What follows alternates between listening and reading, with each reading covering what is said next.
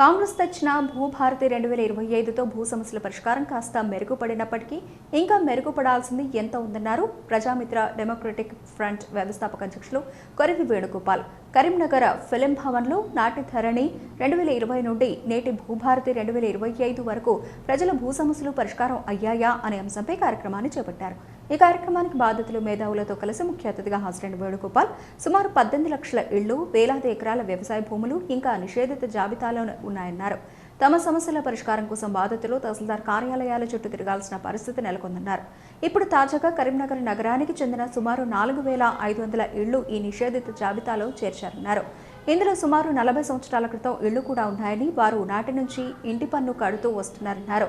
సమస్యను ఒక్కొక్కటిగా పరిష్కరిస్తే సమస్య ఎప్పటికీ పరిష్కారం కాదని ఒక్క సంతకంతో సమస్యను పరిష్కరించాలని కోరారు. ఇందుకోసం ప్రజామిత్ర డెమోక్రటిక్ ఫ్రంట్ ఆధ్వర్యంలో ప్రత్యేక కార్యక్రమాన్ని చేపట్టబోతున్నామన్నారు.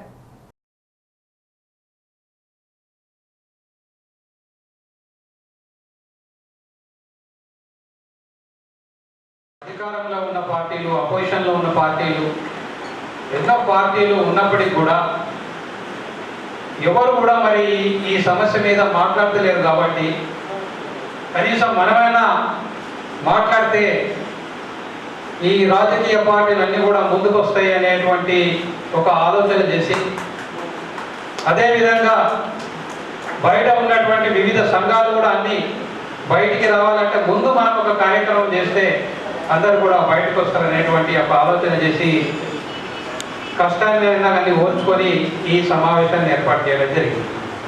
అయితే కారణం ఏంటిది? ఎక్కువ చరిత్రలోకి నేను పోను. నైజాం కాలంలో భూమి చట్టాలు ఏముండే, తర్వాత ఏం చట్టాలు ఉండే అని అన్ని రెవెన్యూ లాస్ వివరాల్లోకి నేను పోను. కానీ ఫైనల్గా వచ్చినటువంటి రెవెన్యూ చట్టం ఏంటంటే అది ROR యాక్ట్ 1971. ROR act 1971. ఈ 1971 యాక్ట్ అంటే గతంలో 1930 ప్రాంతం నుంచి 4-5 యాక్ట్లు ఉన్నాయి, 71 మధ్యలో. ఈ సమస్య అనేది వేణుగోపాలలో ఇక్కడ ఉన్న వాళ్ళే కాదు, కరీంనగర్ ఉమ్మడి జిల్లాతో పాటు తెలంగాణ రాష్ట్రంలో అందరికీ ఉన్న సమస్య.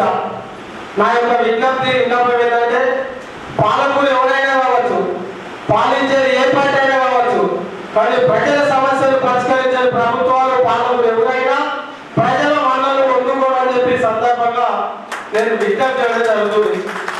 ఎందుకయ్యా అంటే ప్రభుత్వాలు ప్రజల కోసం, పార్టీలు కూడా